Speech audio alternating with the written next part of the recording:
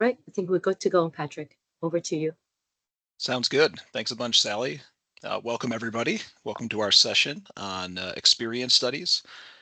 My name is Patrick Nolan, and I am the Director of Experience Studies at the Society of Actuaries Research Institute. So today, I've been at just a little bit about me. I've been at the Society of Actuaries for about 11 years. I've been in my current role for a little over 1 year. It feels more like 2 or 3 with all that's gone on since I've joined, since I've stepped into it. But for the time for our session today, I wanted to, and actually, I'm having some trouble finding the Teams meeting. Okay, good. Now I got my Teams meeting back up. Sally, I don't know if maybe you could confirm that the presentation is still showing. I think it is. Yep. Good to go. Okay, great. Yep. All right. So today I think we're going to walk through a little bit about what an experience study is, why we do them, and the methods by which we carry out experience studies. So first off, why do we perform an experience study? Simply put, the answer there is just to challenge the way that we think about things. Experience studies are not only actuarial in nature, there's probably a lot of things that happen in all sorts of lines of business that constitute experience studies without even thinking about them as such. The medical field, just continuously reviewing the efficacy of medications and vaccinations. In the sports arena, it could be just reviewing data to make sure that you're positioning your players correctly. There's a lot of applications of what people don't necessarily think of as experience studies in the world. But it's much more of a technical term than we much more associate it with like actuarial work when we think about experience studies or data science, review of the past to inform how we may model the future. So pivoting to an actuarial contest, here are some of the purposes of performing an experience study. So, actuarial work is heavily reliant upon assumptions, and assumptions it's kind of a broad term. There's economic assumptions, demographic assumptions, which is more along the lines of the experience studies that's performed by the Society of Actuaries and in large part in firms across the industry. So when you think about mortality rates, morbidity rates, possibly worker behavior like retirement and termination of employment, um, there's behavior assumptions for annuitants, like how often they might lapse their policy, how often they surrender their policy, and what type of form of payment they might elect when it comes time to take an annuity. So oops, sorry about that. That might happen a couple times during this. So the reason that we want to make sure those assumptions are solid because we can spend all the time we want designing this super sophisticated model, and if the assumptions that go into that model are not strong and based on real experience data, the output can wind up being not all that useful and in fact misleading. So when we perform an experience study, some of the possible things that come out, here's some of the possible things that can come out of doing that. First, you could have a new benchmark assumption. This is particularly possible if you are looking at experience data for something that hasn't really been robustly studied before. No, I'm good. There's, I'm okay, I'm okay. sorry, if you could mute your microphone if possible. Thank you. Sorry. Um, so producing a new benchmark assumption is something that'll Content. happen if we haven't done a robust study in this particular area before. One thing that insurance companies will do is looking at their own experience relative to a published benchmark in more established industries, just to get some sense of where their experience lies relative to the market, whether their company might need to use a more fine-tuned assumption than just using the general published one. And also to look at categorical variables and to observe their impact on whatever it is we're measuring. So for example, maybe there could be some relationship between income level and disability rates, and being able to analyze that and study that what might allow you to tailor disability assumptions to a particular group.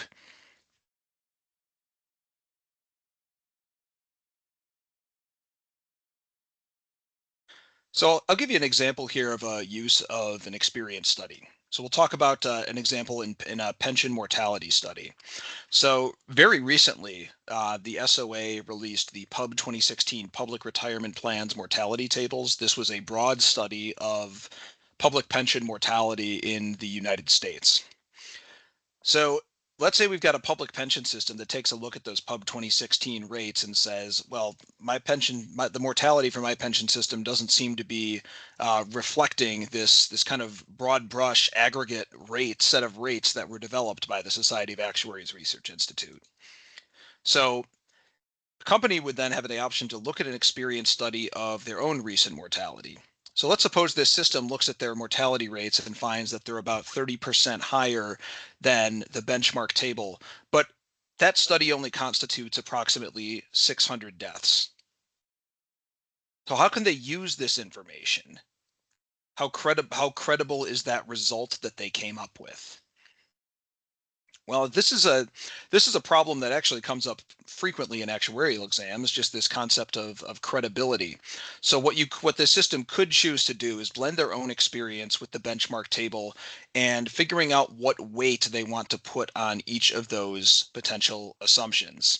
So all credibility problems are basically about determining just the weight determining the weight to put on observations and the pre-existing or population assumption. So Z is typically used to abbreviate the credibility, and there's a lot of methods to determine Z. You can read through the credibility paper that's linked in this presentation to take a look at the various options that are out there.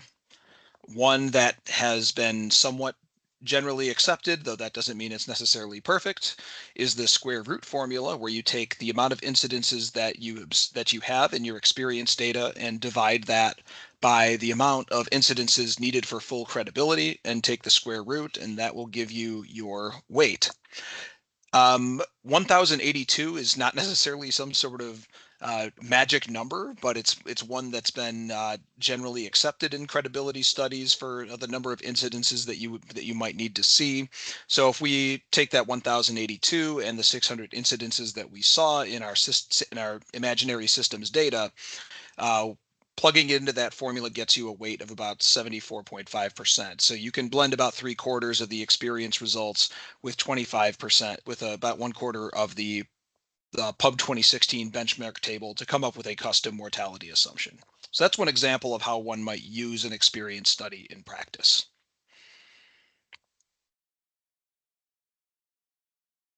All right, so with those thoughts on just an overview of what experience studies are, what they're used for, now I think that we're going to spend most of the rest of the session talking about how we carry out an experience study and the various steps of the process.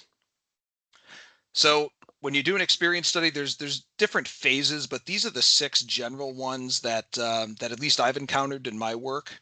There's a process of bringing the data in, collecting it from whoever's providing it, validating and cleansing the data, which can really suck up a large amount of the time that you wind up spending doing an experience study.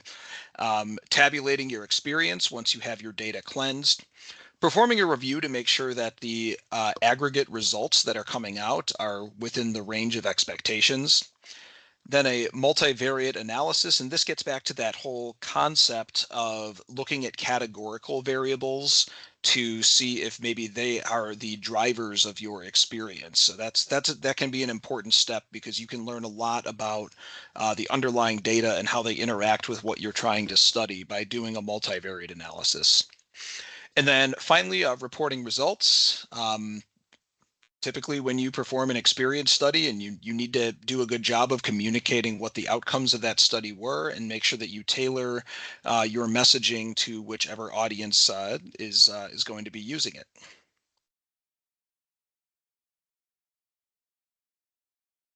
So first, we'll start off with data collection.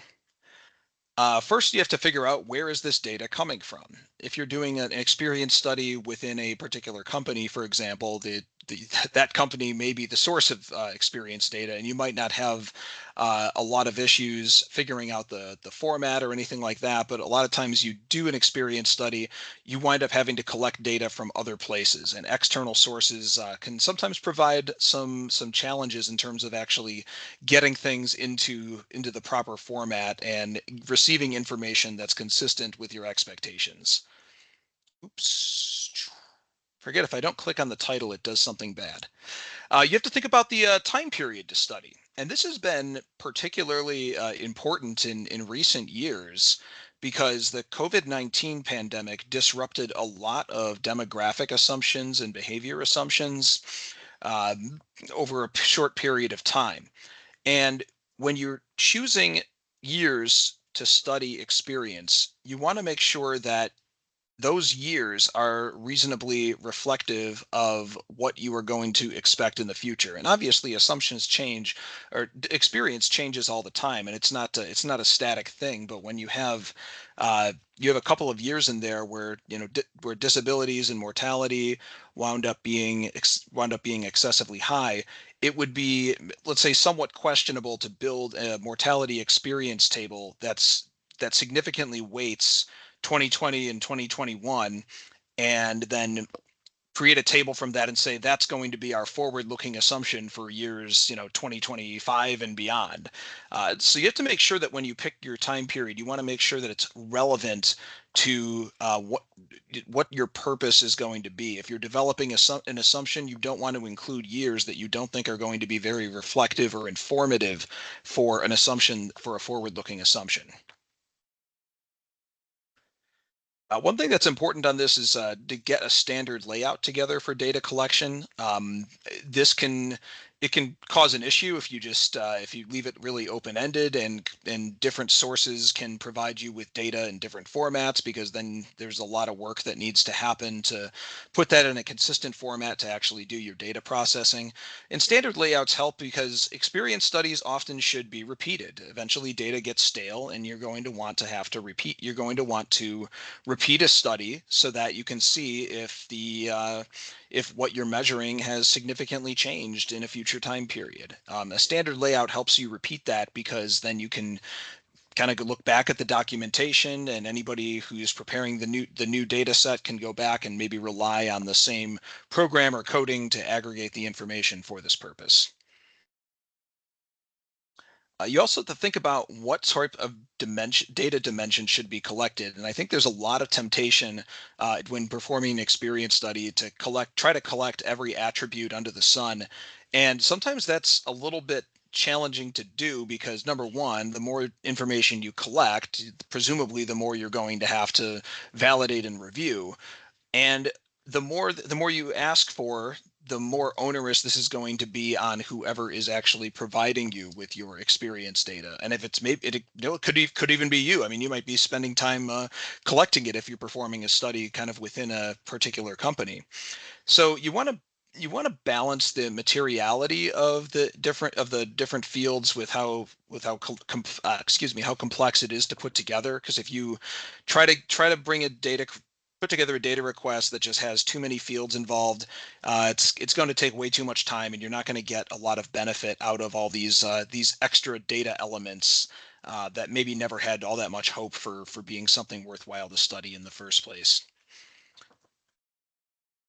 This is a pretty important one. I'm actually fighting with a study right now where this was not done, and it's caused a little bit of a pain, though not a catastrophic one. But if you're collecting seriatim data, like by person data, there should be a unique match key to identify individual people, so that if you are to go back and ask questions to a data provider, or raise issues with particular records, there's a single data field that you can use to direct folks to find the record in question. That that match key does also need to be unique, so that there's no confusion, and that there's not a situation where multiple people have the same one, because that can cause problems with, in addition to being confusing when you're trying to ask a question about a particular record, it can cause data problems as well if you wind up doing joins or lookups or the like. You want to standardize your options for the categorical fields that you're collecting. Um, you could, if you're too overly broad and allow way too much flexibility for the data provider, it becomes kind of hard to aggregate different responses across different contributors to your study. So if you say like just something like, what's the plan's definition of covered payroll? Well, it could be just regular pay, could include bonuses, could include time and a half, could include double time, could do, this particular portion of pay, but not another. And then you could wind up with like, if you get like maybe 30 contributors to your study, you might wind up with like 20 or 25 different definitions. And then it becomes almost like, well, you got specific information, but then it becomes a lot harder to actually use that information. So if you're able to kind of design the field so that you can guide folks towards a standardized option that will make it easier to use the information and in a multivariate analysis or just a data split down the road. All right, so next, after we've collected our data, it's on to data validation. And the first thing that you have to figure out with data validation is, what are the rules, as our friends from It's Always Sunny in Philadelphia are expressing here from their musical episode. So what are the rules? So here's some quick guidelines to how you are going to want to validate data. Consider each field that you're bringing in and ask yourself, what could go wrong? What is a possible way that information in that field could be incorrect? And you have to kind of, it's dangerous to assume anything that there's something that's impossible, because after doing this type of work for 10 or 11 years, I have seen virtually everything under the sun that could be bad about a data element. So you want to make sure that you're considering all the possibilities. Um, the easiest one to validate is if there's a list of preset options. I think that makes it a little bit easier. Those are likely categorical fields where you have like a set list of codes or options that need to be chosen from, and then you can just identify the information is invalid if it doesn't match one of those pre-selected codes. That's kind of the easiest case. Things like canopy left blank. Is it a problem if the field is just missing? Is it optional? What are we going to do about this if it winds up being blank in a large number of cases?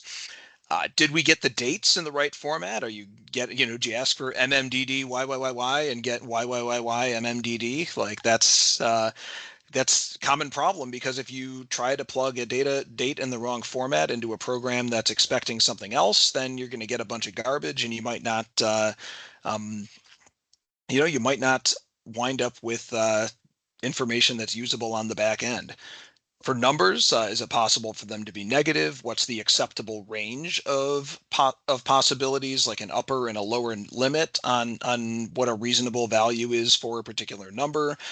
If they write the word null instead of a number, is that going to break the program somehow because it's not a numeric input? Things like that. Then I think that beyond validating individual fields, we also have to think about how the different fields will interact with each other. They have to be internally consistent on a particular record. A simple example: if you have a date of death before the effective date of an individual's insurance policy, that data is wrong. The date of death could look perfectly reasonable on its own, but in the context of other fields, it's not. So we need to have some cross-field checks to make sure that the picture being painted by the record is a consistent and reasonable one. You could also get an insurance claim amount for a record that has no other evidence of a claim. So then that would give rise to this question of whether there actually was a claim for this person or not.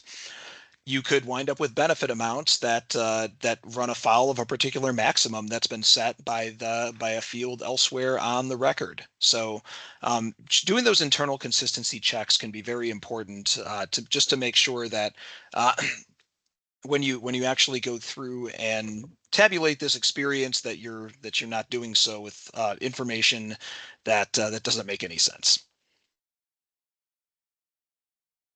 All right, so we've listed out all the rules. We've gone ahead and we've programmed them in. We've received our data, and now it's time to go ahead and load the data through and validate everything. And we're just going to go ahead and have to stop right there and slow down. Common mistake is just to take data from a contributor and run it straight through validation coding without doing any sort of initial check. Some data sets come in that are too bad to validate. You'll find that there can be problems that completely invalidate everything that you're trying to do to cleanse the data. And these situations call for resubmissions. Our validation rules, we can program all of them under the sun, but they're only so smart, and there is at least some basic assumptions about the data that that have to be met in order for running code through validation software to make any sense at all. So information that comes in like in the wrong format, like you might have situations where there's fields that are completely blank or fields that are in the wrong order, so that you're loading numbers into a field that's where you're expecting characters because everything's kind of shifted over one. And that can cause a severe issue. Critical fields missing, like for example, most experience studies in the actuarial universe look at date of birth and age as a variable that is predictive of experience, and many times we're even tabulating experience by individual age. If we get a data set and there's no dates of birth in there, we probably need to get those dates of birth filled in before there's much point in sending our data through a bunch of code that has checks based for other fields that's based on whether it's consistent internally with the date of birth. Another one is, I think I mentioned this before, but duplicate match keys. If information comes in with duplicate match keys, a lot of times I've seen this where you can do like left joins and lookups, and if you do lookups on situations where you have duplicate match keys, the lookup will only take fields that come from the first record matching that match key, and that might not be the one you want. If you do joins and there's multiple match keys, sometimes that can actually wind up multiplying the number of duplicated records by 2 or 4 or 8, depending on how significant the problem is. So trying to validate information with duplicate match keys has all sorts of problems, and those should be resolved before we actually go ahead and process the data through our validation checks. So after we've done all that, after we've determined that we don't have any severe problems like that, and the data are at least usable enough to validate, then we can go ahead and send them through all those checks that we designed.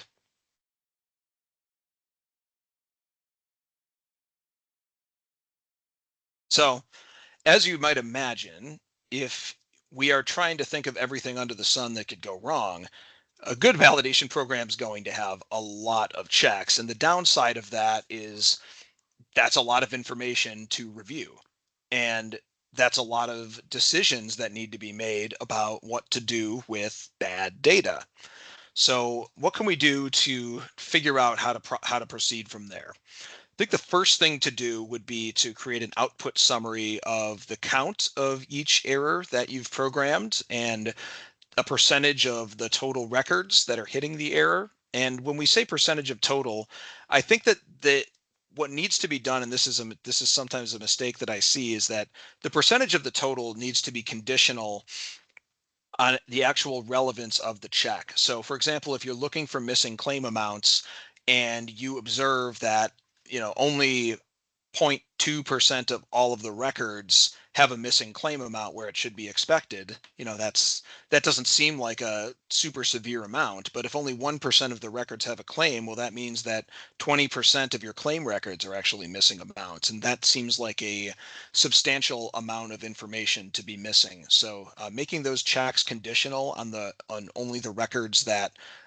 where those checks are relevant is an important step to take when assessing the percentages of the total that are hitting a particular problem. So for all these checks, you should think about tolerance thresholds. Data is not going to be 100% perfect for every single field, and it's unreasonable to go in for large data sets and try to fix every single problem every single problem that you see. Your work will become way too inefficient if everything needs to be 100% perfect. But at the same time, there needs to be some upper bound on problems that where it merits either fixing it or looking into things in more detail.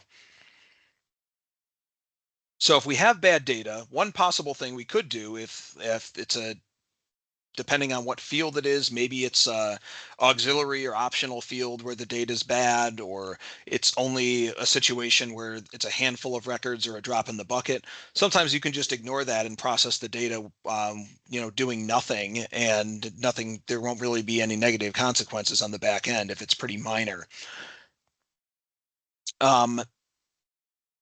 Another thing you can do is have a standard assumption that you can use to fix particular records, and as long as the problem isn't so severe that you're painting too much of the data with a blanket assumption, it might be just acceptable to use an assumption and move on rather than just leaving the field blank or invalid, because sometimes you do need to have something in there. I think a common situation would be is if you're doing like a like a life insurance experience study, and you want to know where the total claims, where the total claims in terms of dollars lie relative, to expectations. If you want to produce a dollar weighted claim rate, you need to have something in the dollar field for every claim. Else you're adding something, you're adding a claim count of 1 to your account weighted claim rate, but then just nothing into the dollar weighted claim rate. So you have to make some sort of assumption for the claim, or otherwise you're going to have inconsistencies between your count and amount weighted output. So one example would be with a pension plan. A particular average pension amount might be used if it's missing in some case. For claim amounts, like I just mentioned, one common thing that's done is, if you know there's a claim but the claim amount isn't filled out, you could set it equal to the policy face amount.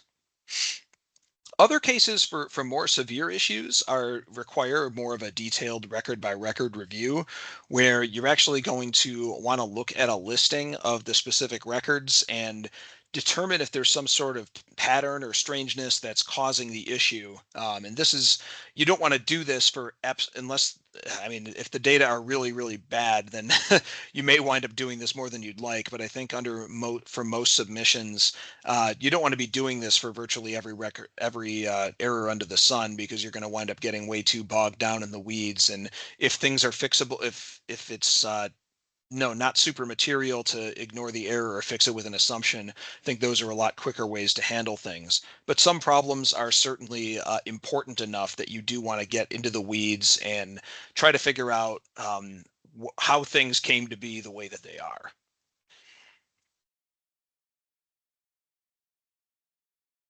All right. So if we find bad data, we have a few different levers. The next lever we could pull is ask a question to whoever provided that information, because sometimes it's unlikely that sometimes it's just not going to be possible to figure out what's wrong with the record or how to fix it on your end, and you're going to need to go back to the source to get critical information that you need to determine how to proceed. So one thing that you can do to facilitate data questions is to kind of crop all of the affected records, get a listing together, and make it organized and clear so that whoever's receiving the exhibit can clearly understand what's wrong, see the problem, and what information clearly understand what needs to be returned to you so that you can process the experience study. It's also sometimes possible, but maybe a little bit less preferable in cases where only a subset of the records are affected. But sometimes you can get away with a general question if bringing in a full listing of the records won't add all that much value. One thing that comes up frequently is if you ask for a monthly salary, but everything looks suspiciously high and suspiciously divisible by 12, you might find that it's just easy enough to say, look, we looked at this information. We don't need to provide a laundry list of every record under the sun, but it looks like everything was we kind of have a suspicion here that it might be annual rather than monthly. That might be a situation where just a general question might fit to get your problems resolved. All right. So after performing our Data validation. The next step in our experience study is experience tabulation. So this is where we do our seriatim experience calculations. We determine our number of exposures, and we determine how many incidences we have, and we can use that to produce what incidence rates or whatever observation that we're looking for. So when you do experience tabulations, one of the first things you have to decide is what kind of measurement interval you're interested in. A lot of experience studies tabulate information by age. And within age, you can choose to tabulate on an age last birthday or an age nearest birthday basis. So very important to kind of think that question through and what's going to be most useful for the project you're working on. You can also do a calendar year interval. That's certainly a variable of interest in a lot of experience studies, just to kind of observe how things change over time. A lot of insurance applications look at policy year or duration, just because if policies, if individuals are underwritten at the time that the policy is issued, then the duration since that underwriting becomes important for incidence rates. The tricky part is if you're trying to keep track of calendar year and age and policy and and duration or policy year, that can be a lot of ways to split a 12-month period, because if duration flips on the policy anniversary and age flips on on the birthday, then you've got to suddenly segment every calendar year into multiple different pieces. So it can get complicated.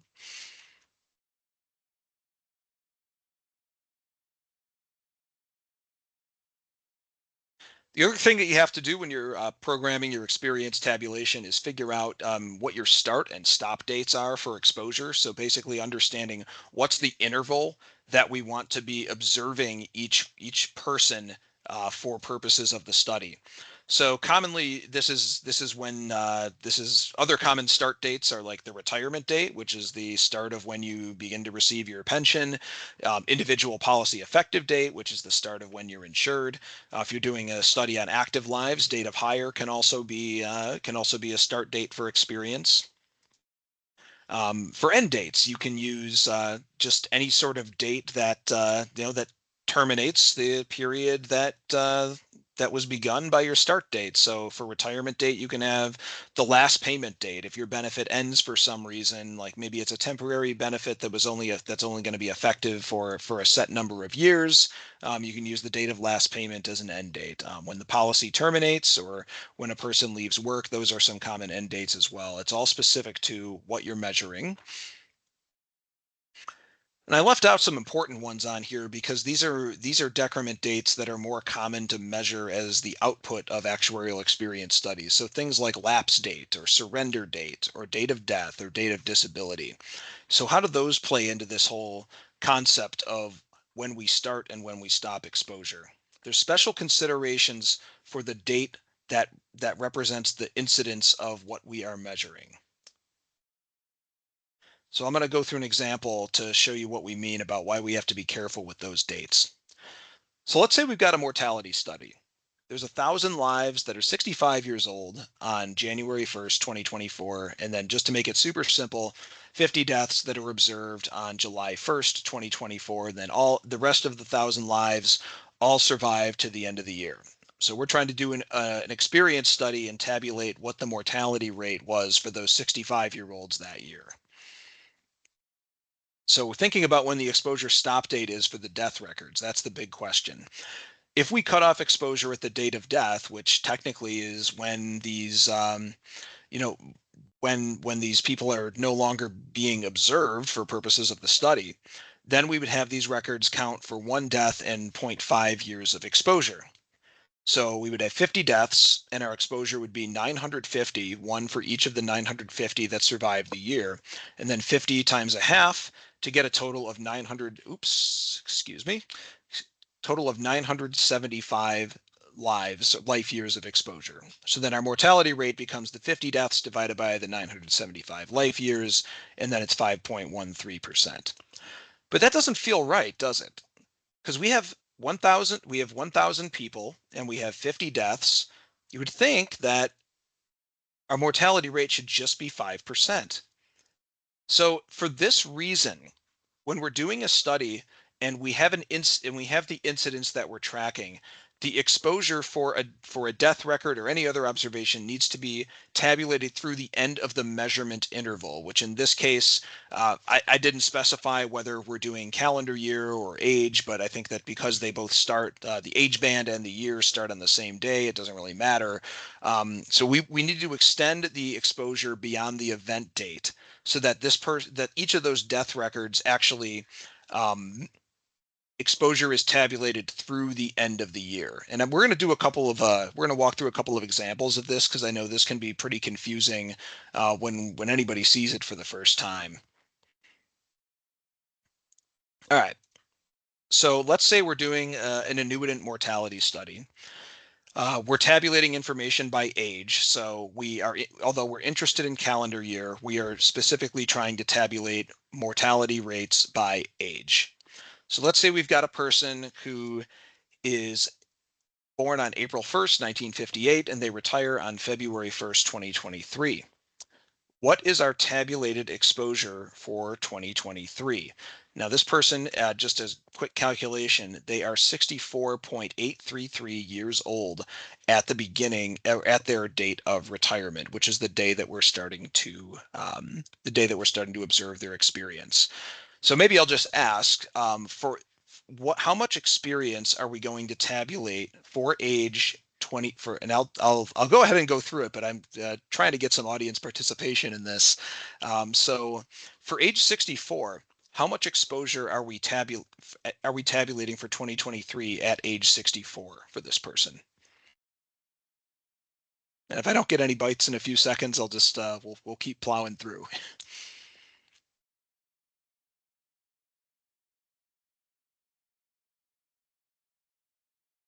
All right, well, I'm hearing nothing. So what actually happens is for age 64, they get 0.167 years of exposure. We start tracking them at February 1st, 2023, and then they turn 65 on April 1st, 2023. So between April 1st, 2023 and February 1st, 2023, that elapses 1/6 of the year, and it's the remaining amount of time until this person turns 65. Now, what is their tabulated exposure at age 65 during 2023?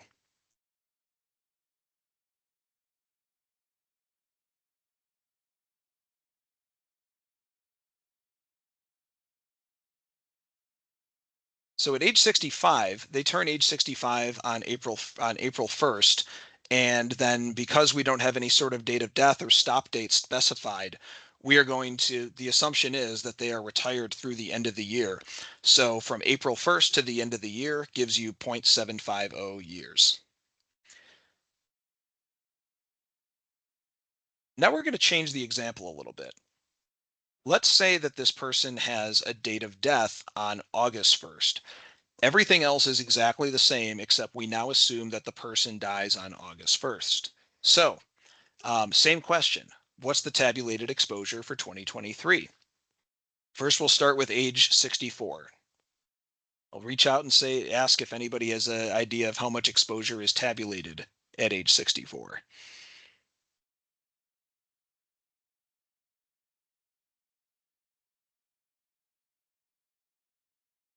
And this is actually just the same case as what we just saw for age 64 because the date of death doesn't take place until they're 65 years old. So nothing has effectively changed about this person's observation at age 64. They still get the 0.167 years between the February date of retirement and the April date and their birthday in April. Now, a trickier part. What is their exposure for age 65?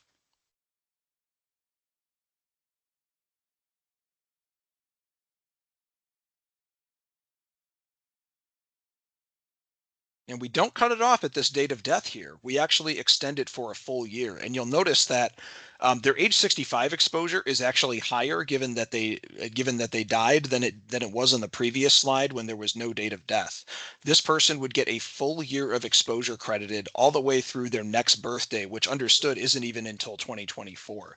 But this is how it has to. This is how it's been accepted to tabulate exposure in this situation, so that you don't have distorted mortality rates just by cutting off the experience at the actual date of death.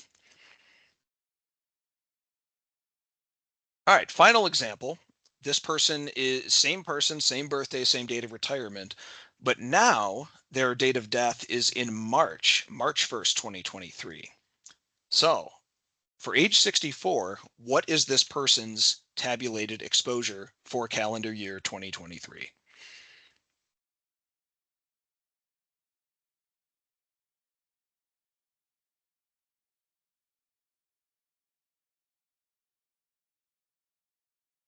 Well, here's what it winds up being. It's still the same 0.167. We credit exposure to this person beyond their date of death until their following birthday. So they are still effectively getting exposure from February 1st, 2023 to April 1st, 2023. Now notice how this isn't one, it's less than one because we don't start observing this person until February. And so even though we are extending exposure through the person's next birthday, we're not also extending it backwards to the person's prior birthday. So the start date remains the start date regardless of death. And one little oddity that happens when you do things this way, by the way, is you'll find that with a death count of 1 and records where there are, less than 1 year of exposure, it's possible for some like tiny subsets of the experience study to look like the mortality rate is actually, greater than 100%. And this obviously doesn't look super reasonable when looking at it on a seriatim basis, but if you're aggregating a large data set, this is the methodology that produces results that don't seem skewed, like that 5.13% versus 5% problem that we saw when we looked at it over the 1,000 lives a few slides ago. All right, so that's a little bit on seriatim experience calculations. After we've done that, we want to aggregate all of our results together across all of the individual seriatim records and look at it by all the key variables. And then we want to ask ourselves, does whatever outcome that we observe, is that within a range of what we had expected prior to when the study began? And it's always fine if it's outside the range of expectations, but we also would then need to ask ourselves why, and we need to just confirm that we did everything correctly. One possibility is that there's a contributor to the study whose data represents an outlier, or maybe there's a particular block of data where things don't look 100% reasonable. Possibly the patterns of the incidences that you observe, even if the overall rates are reasonable, there could be problems with how it looks, let's say, calendar year by calendar year. I've seen this before with pension plans that perform a death search, and it's usually valuation actuaries performing the death search. And honestly, they don't really, as long as a person is deceased prior to the valuation date, they tend to not care that much when it happened, as long as that person doesn't need to be included. So there could be a situation where a death search gets provided and they can confirm that, that somebody is no longer alive, but they might not care what date of death they put on the record, so they might just use the same date of death for everything. And that might be one way for them to kind of identify which people were part of this death search in the first place. So something that doesn't really affect their purpose, but certainly would for an experience study, because if somebody had died long ago, you wouldn't want to assume that their death took place, 8 or 9 or 10 or some number of years after it actually happened. So for each source of data, you want to try to confirm that the results are kind of in a reasonable range of one or more of the following. The contributor's own expectations is usually a good one to bounce it off of, because they'll kind of know their data and the shape of it and what it's supposed to look like.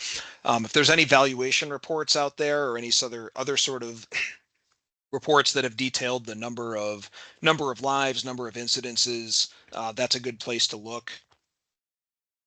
Failing those two things, which are honestly more ideal because at least it gets a separate source of information into your review, you can look back and make sure that what you've processed at least reflects the original submission, so that if if there was a lot more lapses observed on the original submission than what you're seeing on the back end, that's something that you would probably want to understand, and why. It's not always necessarily a problem, but you should understand it.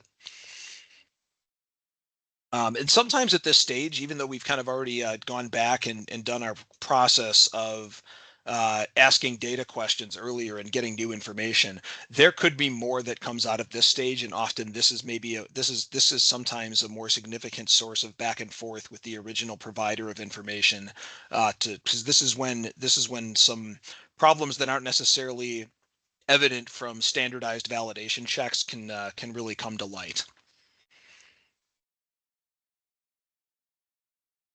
Multivariate analysis would be the next step after you've got all of your results tabulated. This is how you determine, as I mentioned at the outset, key drivers of experience.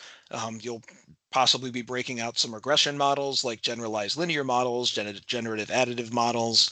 You want to try to iterate so that you can find particular stratifications of the data that produce the strongest results when you try to model your incidence rates on using the different categorical variables. You can find which variables seem to, at least on the surface, be correlated with your results, but might be confounding variables, meaning that they are just correlated with something that's more important, so they look like they're drivers of experience, but are actually not.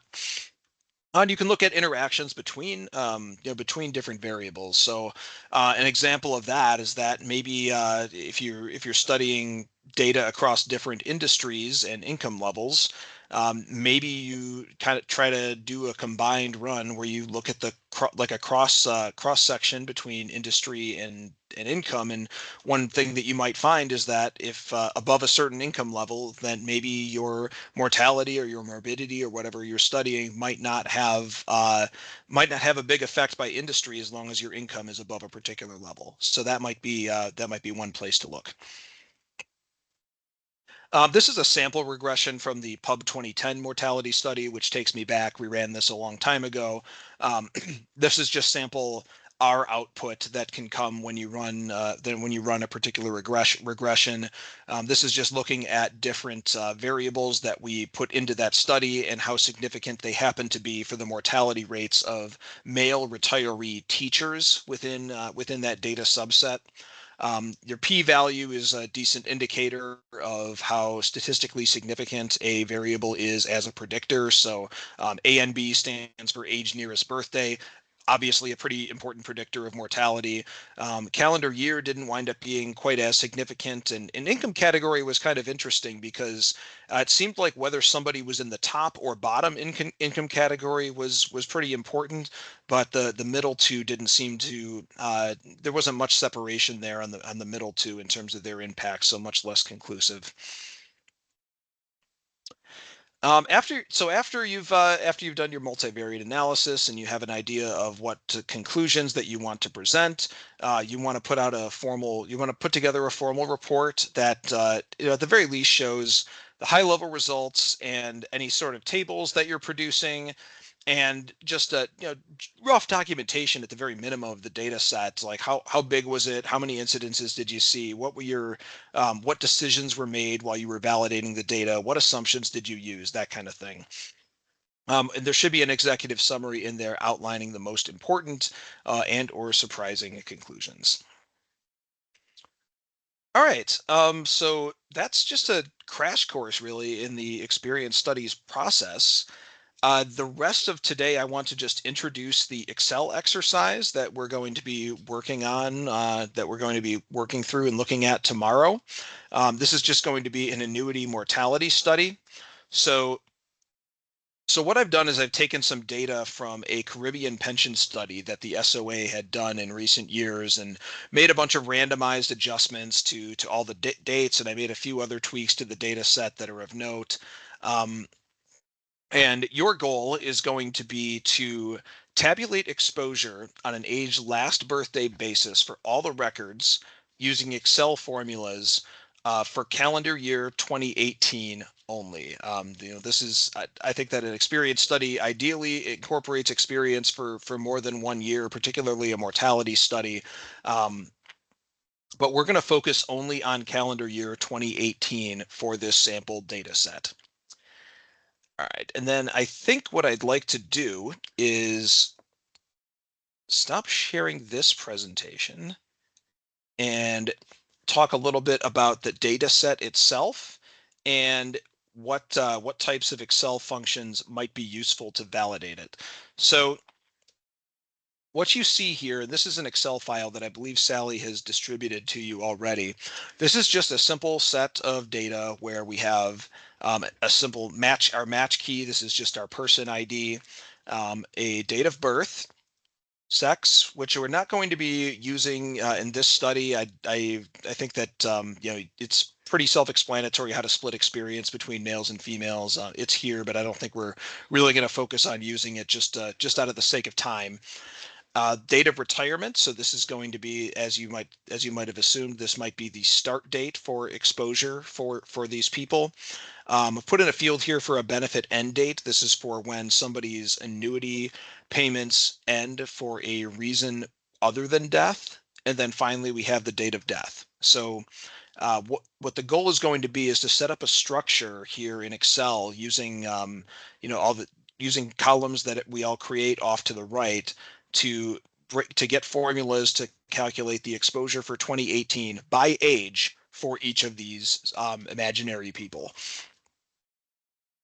In order to do this, we're going to have to make use of a set of functions in Excel that I've drafted up. And I think that all of you have taken some Excel training to some degree to this point. And so I think some of these might be review. Like I think everybody's pretty familiar with how ifs work.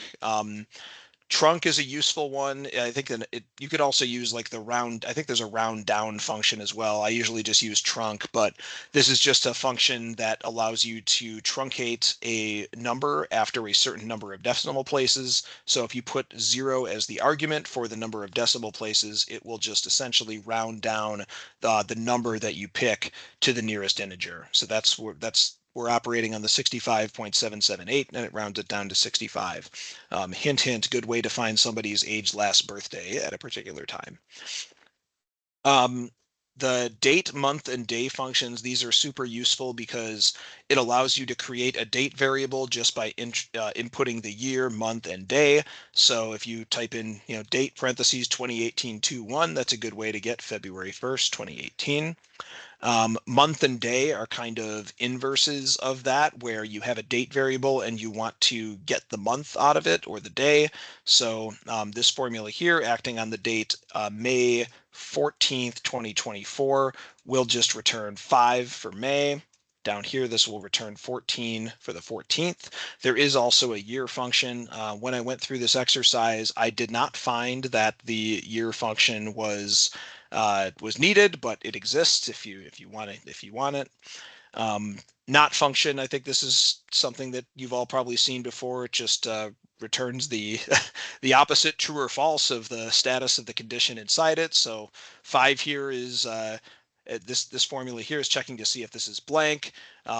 This is not blank, so not blank returns true. It's not blank. Round function, I'm sure you're familiar with. The year frac, this is a function used to determine the elapsed fraction of a year between two dates. It's very useful for tabulating exposure. So so this formula here looks at the dates January 1, 2018 and July 1st, 2018, and determines 1/2 of a year elapses between these two dates. And and or, just other logic functions. I'm sure everybody's real familiar with how those work. The minimum, just taking the minimum value of the list of inputs you give it. So the minimum of 3.1 and 1 is just 1. And then finally, the if error function, which I think Sally said you had seen before, but this is really useful when you're doing calculations on a data set that might have some erroneous figures in there, some pound values, some pound refs, or in this case, pound name. So incorporating this into your formula will allow you to just get zeros instead of having a value in there that prevents you from kind of summing up a column or something or the like.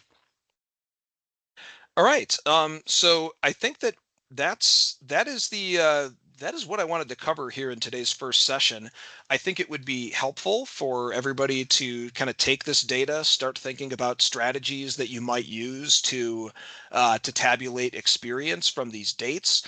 You can, of course, Sally will send along the presentation, so you'll have access to the examples that I went through earlier today. And I think I also would encourage you to think about any sort of special cases or data problems that might arise in these different fields. Just kind of assuming that all of this is logical is pretty dangerous. So you always want to look over your data and see if there's any special situations that might call for either editing the data or for special consideration in your exposure tabulations. All right. So I think we're kind of close to the end here. Does anybody have any questions that they want to run by on the material on the first half of our session?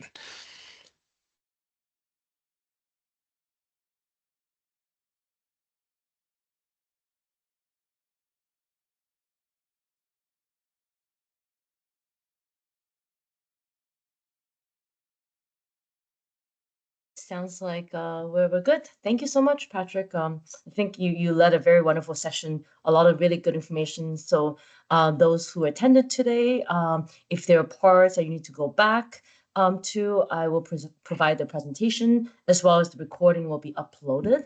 And just a reminder that the spreadsheet that Patrick talked about, the one that has been distributed already, we'll use that as the basis for tomorrow's session when we go more in depth. And Patrick will lead us most of the way through how to conduct experience studies. So it'll be like very hands-on. So I mean, it would be a good idea, like you said, to go back and then look at the data and think about the strategies that Patrick went through today. And reminder that tomorrow, same time as today, 8 p.m. Eastern time, Patrick will be running the second session. If there's no other questions, I think we're good to call it a night. Thank you so much again, Patrick, and we'll see you again tomorrow this time. My pleasure. See you tomorrow, everybody. Thank you.